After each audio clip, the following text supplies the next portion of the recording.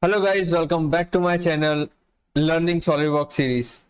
And in this video, I'm going to teach you how to take a reference planes. Okay.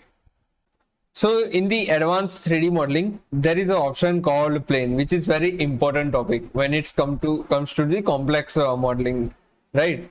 So not every time you will get the plane to sketch or face. Okay. So what you have to do, you have to take a different planes and you have to sketch on them. So I will take you through what kind of reference you can take for creating the planes. Okay.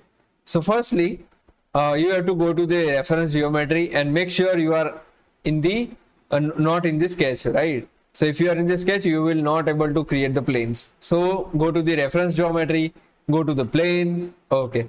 So here I will get a first, second, and third reference. Okay. So what, how you will take a first reference, second, and third. So if you are selecting, as you can see, this box here is the edge, vertex, and face is selected. Whatever you can select. Okay.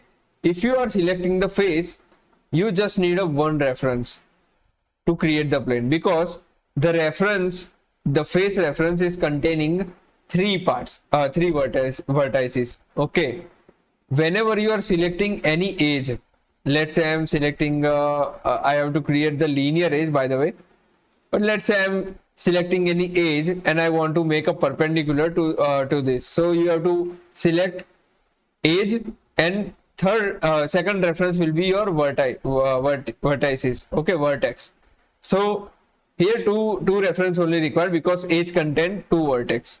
So, and whenever you are selecting the only vertex, only points, so what you have to do, you just have to select the three reference, because by three reference your plane is built, right? By three references. So you have to select any vertex.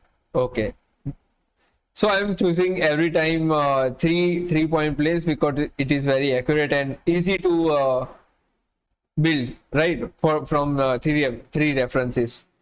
Now, if I select any edge, it will create a plane, and you have to select the distance, let's say 50, and you can also multiply that plane. Okay. Also mid plane is also available, but for now you have to select. Also you can apply the value of degree, let's say 45 you can do. So this kind of option you will have while creating the planes, right? But you have to select a second reference for that also.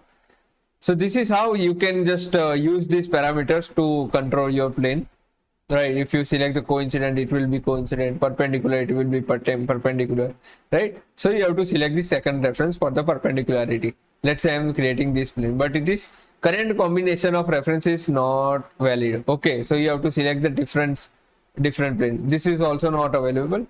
So appropriate, whatever the appropriate plane is, you have to select that. Okay, so you can just select the reference plane from there. That's why I am taking the three reference vertex for better plane adjustment, right? Now if you want to create on a tangent faces, so what you have to do, you can just select the face, and yeah, it will create here, but it is not fixed. You have to give the second reference. So as a second reference, I will give this plane, but it is not valid. So what I have to do, I have to do select from these planes. Okay, so if you select this plane, perpendicular, the plane will create, right? If I am selecting top plane, it will create over here. Also you can flip the plane over here. Now if I select the right plane, then it will create here. Okay, so this is how you can create the plane. Now my one of the best method for creating plane is a line and a vertex, which is I'm using very on a regular basis, right? So if you select the any line, let's say I want to create a tangential plane over here, and I don't know about the planes, right? So most of the beginners are confused about how to take the planes.